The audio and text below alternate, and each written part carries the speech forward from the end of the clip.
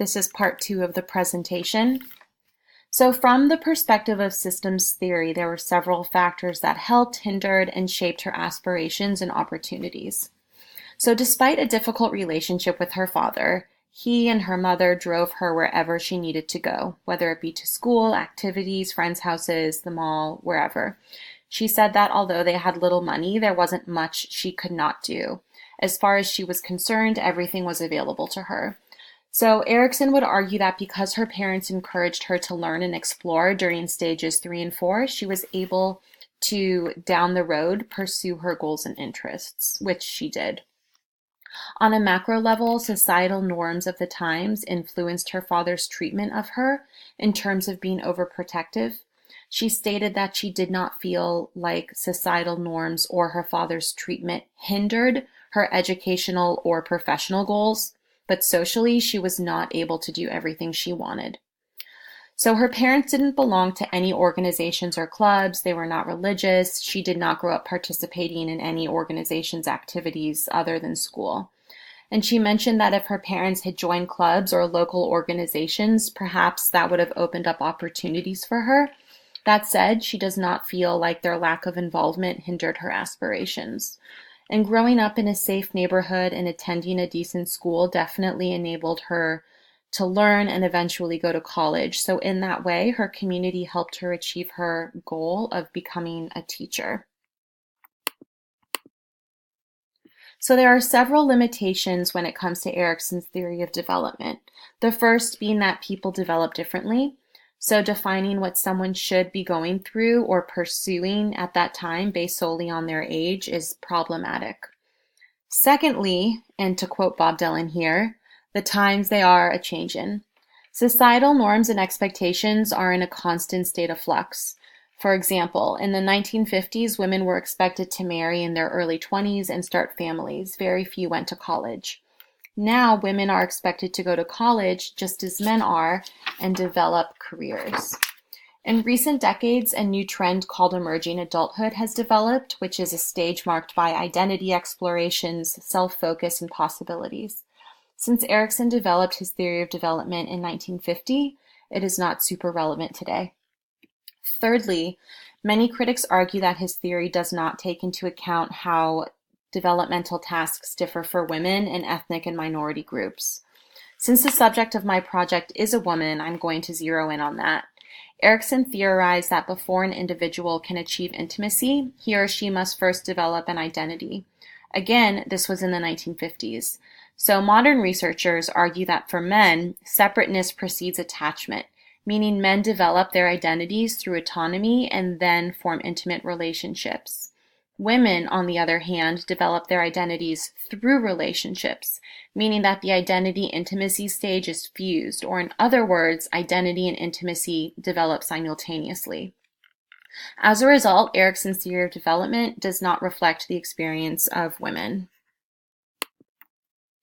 For my second perspective, I chose, I think it's pronounced Gilligan or Gilligan's theory of moral development. And I chose it because many of the theories we studied were developed by men for men, and this theory takes into account the experience of women. So theories of moral development ask how people come to espouse certain values and beliefs about what is right, wrong, good, and bad. So Gilligan posited that women develop a moral code differently than men. Unlike women, as women develop morally, they focus on care, inclusion, and attention to others. So immorality then is a result of a failure to communicate and respond appropriately and compassionately. So level 1 of her theory is orientation to personal survival. In this stage, women's focus is turned inward. They are not considering the needs of others. Her first transition is personal selfishness to responsibility. During this transition, women begin taking the needs of others into account in their moral reasoning. This self is still of primary importance, but the consideration of others is also important. Level 2 is goodness as self-sacrifice. In this stage, women equate morality to sacrificing their own needs for the needs of others, and other people's opinions are of the utmost importance. So it's not uncommon during this stage for women to devalue their own needs entirely. Her second transition is goodness to reality. During this transition, women figure out how to balance the needs of others with their own needs.